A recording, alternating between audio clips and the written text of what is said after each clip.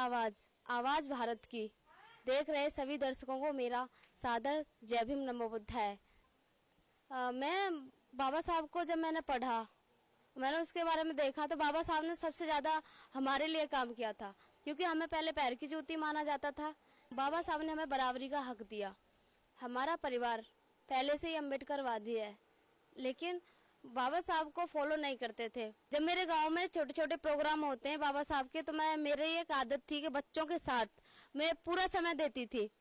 और बाबा साहब के बारे में जब मैं सुनती थी तो मेरे अंदर एक टीस पैदा हुई कि बाबा साहब ने हमारे लिए इतना कुछ किया, हमारे लिए इतना कुछ किया।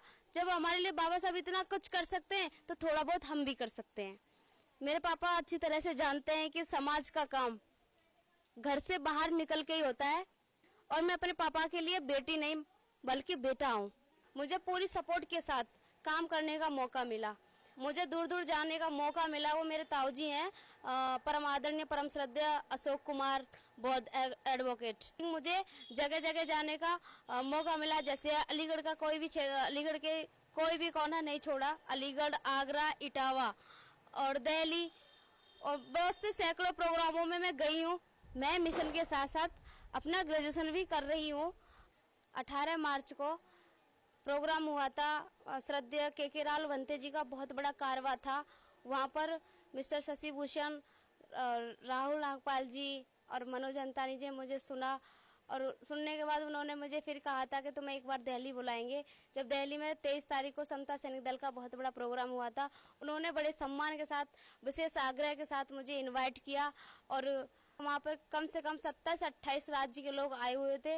मुझे अपने एक प्रस्तुति देने का मौका मिला, और मुझे वहाँ पर ढेर सारे लोगों का बहुत प्यार मिला, बहुत सम्मान मिला। माननीय AR जोशी जी के हाथ से मुझे शील्ड मिला, मुझे बहुत खुशी हुई। पिछले लगभग 7-8 दिन से मैं मोदी नगर में हूँ, और मेरठ, बागपत और मोदी नगर यहाँ पे और अन्य जिलों में भी मैं जा रही हूँ।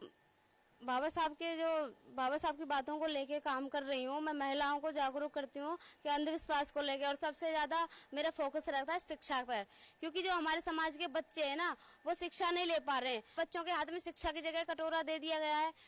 तो हमारा जो मेन उद्देश्य है, हम शिक्षा में बराबरी चाहते हैं। अगर सरकार इस बात पर ध्यान नहीं देती है तो हम अपने आंदोलन को और भी ज्यादा उग्र रूप दे सकते हैं। हमारे सहयोगी करता है माननीय शिवराज सिंह, उमेश शंकर सार्जन जी और ओम प्रकाश निवेश जी, विशान सिंह सोहाना, मैं ममता बौद्ध अलीगढ़ से, पूर्वा निवेश मेरी फ्रेंड, और रूबी करदम जो दिल्ली से हैं।